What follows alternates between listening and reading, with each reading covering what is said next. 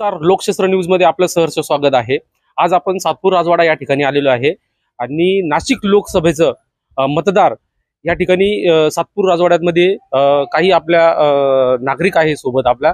नाशिक लोकसभेसाठी महाविकास आघाडीकडून राजाभाऊ वाजे, महायुतीकडून हेमंत गोडसे, तसेच वंचित बहुजन आघाडीकडून करण गायकर, बसपाकडून अरुण काळे आणि तसेच अपक्ष म्हणून चांदीगिरी महाराज या ठिकाणी रिंगणात उभे आहे। येत्या